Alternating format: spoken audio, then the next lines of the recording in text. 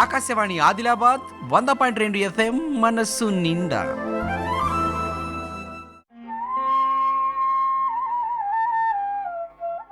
గ్రామీణ ప్రాంతాల విద్యార్థుల్లోని సహజ ప్రతిభను వెలికితీసి వారిలో పుస్తక పఠనాసక్తిని పెంపొందించి రకరకాల పాఠ్యేతర కార్యక్రమాల్లోకి వాళ్లను లాగి వాళ్ల మేధస్సును సృజనా శక్తిని సానబట్టడంలో తన అనుభవాలు, సాఫల్యాలు, వైఫల్యాలు, చురకత్తి వంటి వ్యంగ్యంతో పుటం పెట్టి ప్రముఖ కవి, విమర్శకులు డాక్టర్ ఆర్ సీతారాం రచించిన వ్యాసాలను ఆయన కంఠంలోనే చెవులారా వినండి.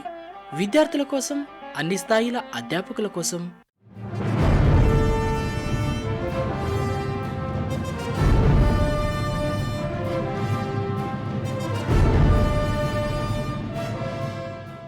ప్రయోగశాలలోకి అడుగుపెట్టే ప్రతి విద్యార్థి యుద్ధరంగంలోకి అడుగుపెట్టే సైనికుడే. సైనికుడు దేశాన్ని శత్రువుల నుంచి కాపాడినట్టే మానవ దేహాన్ని, మెదళ్లను శాస్త్రవేత్త తన విజ్ఞాన ఆవిష్కరణతో కాపాడుతాడు. అందుకే విద్యార్థి దశలో కళాశాలల్లో, ప్రయోగశాలల్లో వైజ్ఞానిక ప్రగతి, మేధో వికాసం ప్రతిఫలిస్తూ ఉండాలి. దురదృష్టవశాత్తు ప్రభుత్వ జూనియర్ కళాశాలల్లో లాబొరేటరీస్ అతివృష్టి, అనావృష్టి చందంగా ఉన్నాయి. సైన్స్ సబ్జెక్టుకు విశాలమైన హాలు, కావలసిన బల్లలు, తాగునీటి వసతి, సైన్స్ పరికరాలు, కెమికల్స్, స్పెసిమన్స్, ఇతర శాస్త్ర సంబంధిత అంశాలకు సంబంధించిన ఎన్నైనా ఉండవచ్చు. ఎక్కువ కళాశాలలు అగ్గిపెట్టెల్లాంటి గదులు, అరకొర వసతులు, వనరుల లేమి పిల్లల్ని, అధ్యాపకుల్ని సమానంగానే బాధిస్తున్నాయి. అన్ని వసతులు ఉన్నచోట సంకల్పం లేకపోవడం, సంకల్పం ఉన్నచోట వసతులు అరకొరగా కూడా లేకపోవడం ఒక పారాడాక్స్. కొన్ని పాత కళాశాలల్లో ల్యాబ్ ఎక్విప్మెంట్ పుష్కలంగా ఉంది. విశాలమైన గదులు, ఆయా సబ్జెక్టులకు సంబంధించిన ప్రయోగ పరికరాలు ఉన్నాయి. కారేపల్లి కళాశాలలో 4 ల్యాబులకు కలిపి ఒకే హాల్ ఉంది. అందులో సగం క్లాస్ రూమ్. కెమిస్ట్రీ ల్యాబ్కు 2-3 బీరువాలు, బోటనీ జువాలజీలకు 3 బీరువాలు, కొన్ని ఫ్లోచార్ట్స్. వెరసి ల్యాబ్ ఖచ్చితంగా టైం టేబుల్ వేస్తే ఏకకాలంలో 4 బ్యాచ్లు 4 గదుల్లో ప్రాక్టికల్స్ చేస్తుండాలి. ఒక ల్యాబ్ డెమాన్స్ట్రేటర్ ఉండాలి.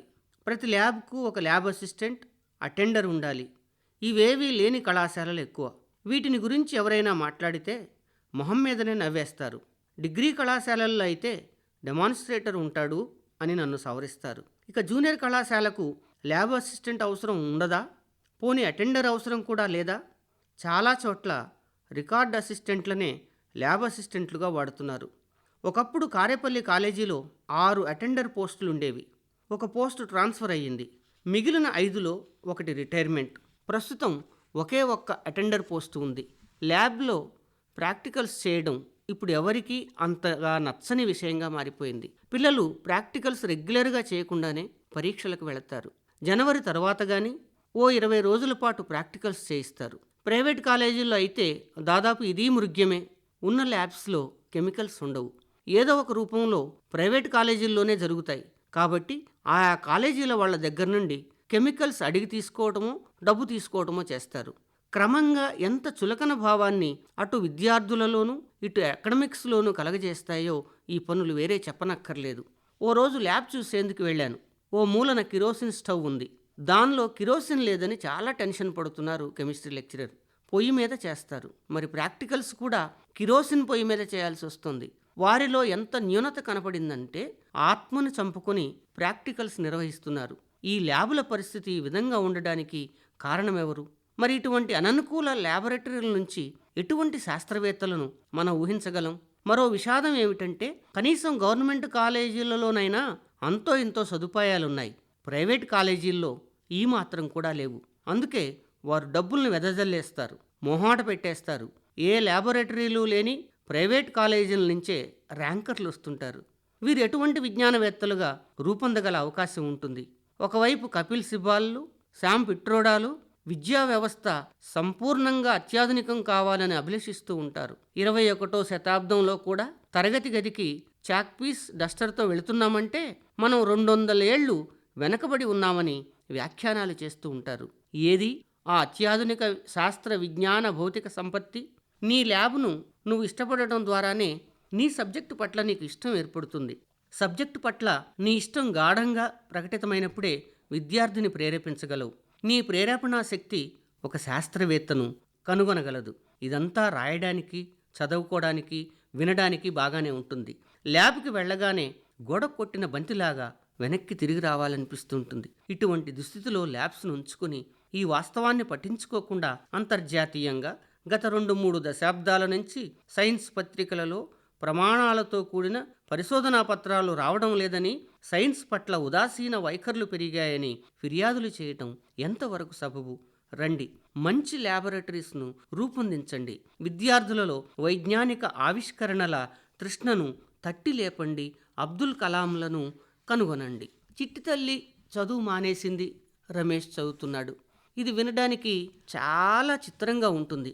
ప్రాథమిక, మాధ్యమిక, ఉన్నత, డిగ్రీ, పీజీ స్థాయిలో జరుగుతున్న విద్యా పరిణామాలేమిటో ఒక్కసారి ఆలోచించండి. ఒక్క విద్యా సంవత్సరంలో మీ విద్యా సంస్థలో చేరిన పిల్లల డ్రాపౌట్స్ లెక్కలు చూడండి. మగపిల్లలు, ఆడపిల్లల విషయంలో వ్యత్యాసాలను ఒకసారి పరికించండి. చిట్టి, రమేష్లిద్దరిది చీమలపాడు గ్రామం. ఒకే కుటుంబం నుంచి వచ్చారు. అక్కా తమ్ముళ్ళు అవుతారు. ఇంటర్ మొదటి సంవత్సరం చదువుతున్నారు. అక్టోబర్, నవంబర్ నాటికి చిట్టి కాలేజీకి రావటం మానేసింది. బైపీసీ గ్రూపులో చేరిన చిట్టి చదువు మానేస్తే సిఈసీ గ్రూపులో చేరిన రమేష్ చదువు కొనసాగుతోంది. ఈ పిల్లాడి చదువు ఎక్కడ ఆగుతుందో తెలియదు. చదువు మానేయాలన్న నిర్ణయం చిట్టి తీసుకున్నది కాదు. తల్లిదండ్రులు ఆ నిర్ణయం తీసుకోవడానికి కారణం కుటుంబ పరిస్థితులు. అందులో ఒకటి ఆర్థికం, రెండోది ఆరోగ్యం.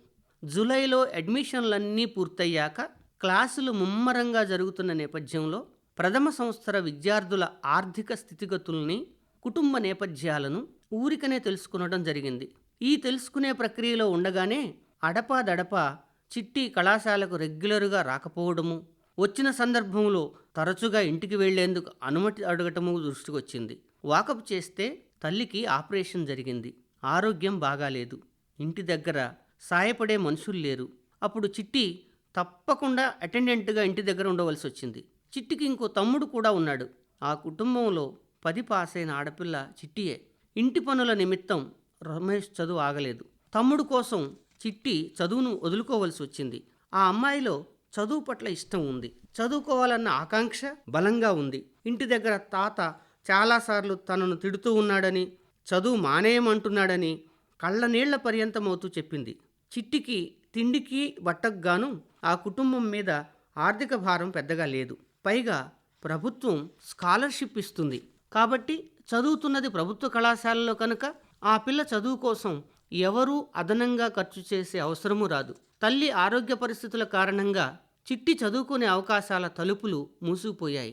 ఏ ప్రతికూల పరిస్థితులు ఆ కుటుంబానికి ఎదురయ్యాయో అవి రమేష్కు కూడా ప్రతిబంధాలు కాలేదు. చిట్టిలాగా రమేష్ కూడా ఎక్కువసార్లు కాలేజీకి రాలేదు. ఒకేలాంటి పరిస్థితులున్నా చిట్టిని చదవనీయకుండా చేసి రమేష్కు చదువుకునే వెసులుబాటుని పితృస్వామ్య వ్యవస్థ కల్పించింది. చిట్టికి చదువుకునే అవకాశం మరో 2 ఏళ్ల పాటు ఉంటే డాక్టర్ కాకపోయేదా? చిట్టిలాంటి పిల్లల చేతుల్లో స్టెథస్కోపుల్ని కలగనాల్సిన మనం అనివార్య పరిస్థితుల్లో టీసీలు చేతికిచ్చి పంపుతున్నాం. ఇట్లాంటి చిట్టి తల్లులు ఇంకెందరున్నారో ఆరా తీయండి, ఆసరా ఇవ్వండి. ఆడపిల్లలకు అన్యాయం జరుగుతోంది, అడ్డుకోండి. కళాశాలలకు రాలేకపోయిన చిట్టికి న్యాయం చేయలేకపోయాం. కనీసం వచ్చిన పిల్లలకైనా నాణ్యమైన చదువు చెప్పటం నేరమవుతుందా? ఆ చదువులను అందించటంలో మనం జవాబుదారీతోనే ఉన్నామా? లక్ష్మీబాయి ఇంటి పేరు ఆత్మహత్యేనా అని అడుగుతాను. ఎందుకంటే లక్ష్మీబాయి ఇంటర్ 2వ సంవత్సరం చదువుతోంది. అప్పుడప్పుడు కాలేజీకి రావడం మానేస్తుంది. పరీక్షలలో మార్కులు తక్కువ వస్తాయి. హాజరు శాతం తగ్గుతూ ఉంటుంది. పిల్లలు క్రమం తప్పకుండా కాలేజీలకు రావాలని, బాగా చదివి పరీక్షలు పాస్ అవ్వాలని ప్రతి లెక్చరర్లు తమ తమ క్లాసుల్లో కారణాలు అడుగుతారు. కొందరు కోపిస్తారు, కొందరు మందలిస్తారు, కొందరు అరుస్తారు, ఇంకొందరు తిడతారు. అందరి ముందు నిలబెట్టి అడిగే ప్రశ్నలకు సమాధానం రాదు. లోపల మాటలేవో సుడులు తిరుగుతాయి. గుడ్ల నీరు కుగ్గుకుంటూ ఉంటుంది. ఓసారి ప్రిన్సిపల్ దగ్గరకు తీసుకొచ్చారు. అదే సమయంలో నేను అక్కడే ఉన్నాను. ఆ అమ్మాయి మాట్లాడలేకపోయింది. చివరకు దుఃఖంతో పూడుకుపోయిన గొంతును కష్టంగా పెగల్చుకొని, నాకు చచ్చిపోవాలనుంది సార్, బ్రతకాలనిపించటం లేదని అంది. ఈ మాటతో సరిపెట్టుకోలేదు. బోరున ఏడ్చేసింది. పొరలు పొరలుగా ఏడుస్తోంది. లక్ష్మీబాయి మాటలన్నీ, భావాలు మొత్తం కన్నీళ్లుగా మారాయి. కొంత ఓదార్పు మాటలు చెప్పి కారణం అడిగాం.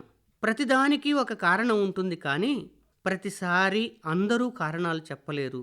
ఒకవేళ వాళ్ళు చెప్పిన కారణాన్ని మనము అంగీకరిస్తామన్న హామీ లేదు. లక్ష్మీబాయి చెప్పిన మాటలు, ఇంట్లో రోజు ఒకటే గొడవలు, ఘర్షణలు. తండ్రి త్రాగుతాడు, అరుస్తాడు, తల్లిని కొడతాడు, చుట్టూ ఉన్నవాళ్ళు చూస్తారు.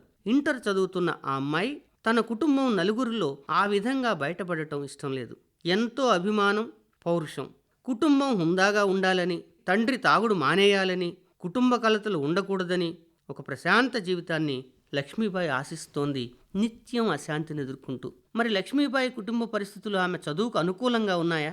ప్రతి సాయంత్రం, ప్రతి రాత్రి ఒక పీడకలలాగా గడుస్తుంటే జీవించాలనిపిస్తుందా? రోజువారీ గొడవలు మధ్య పుస్తకాలు ముందేసుకుని తనకేమీ పట్టనట్లు చదువుకోగలుగుతుందా? అర్ధరాత్రి 12 గంటల దాకా సాగే ఈ తంతు తర్వాత ఆ పిల్ల ప్రశాంతంగా నిద్రపోతుందా? తెల్లారితే తన వీధిలో కనిపించే వాళ్ళకి ముఖం చూపించగలుగుతుందా? తండ్రి మద్యానికి బానిసెందుకయ్యాడో, ఆ ఘర్షణల మూలం ఎక్కడుందో కనిపెట్టగలుగుతుందా? సామాజిక రుగ్మతను అరికట్టగలుగుతుందా? అందుకే లక్ష్మీబాయి చనిపోవాలనిపిస్తోందని చెప్పింది. కనీసం లక్ష్మీబాయి బయటకు చెప్పింది. ఈ మాట చెప్పాలనుకుంటున్న పిల్లలు మీ క్లాసులో చాలామంది ఉండే ఉంటారు. మనకేం కావాలి? లక్ష్మీబాయి పాస్ అయిపోవటం కావాలి, మంచి ఉత్తీర్ణతా శాతం కావాలి, 100కి 100% ఫలితాలు కావాలి, కమిషనర్ గారి ప్రశంసలు కావాలి. దయచేసి గ్రామాల్లో, తండాల్లో బెల్టు షాపులను ఎత్తేయమనకండి, ఉద్యమించకండి. జీవితాలు సకాలంలోనో ఆలస్యంగానో వస్తాయి. ఎవరి జీతాలు వాళ్ళవి, ఎవరి జీవితాలు వారివి. లక్ష్మీబాయి ఆత్మహత్య చేసుకుంటే మనం ఏం చేయగలం?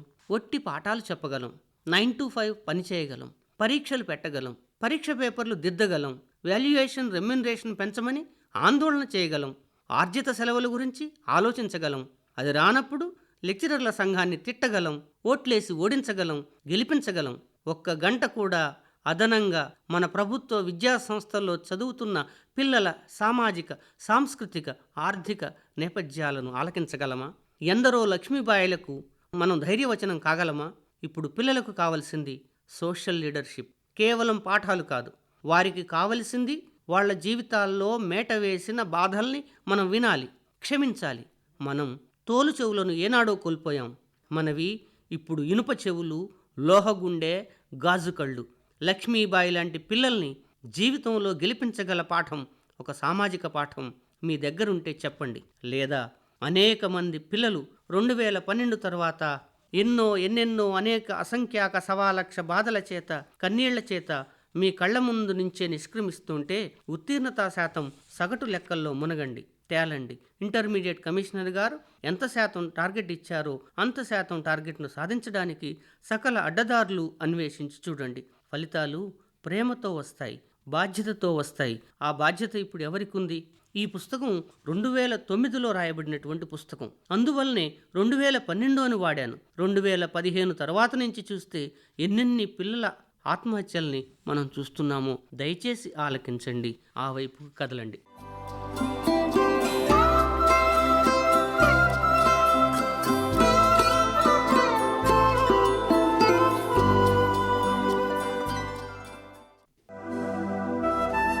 ఆకాశవాణి ఆదిలాబాద్ 100.2 FM మనస్సు నిండా.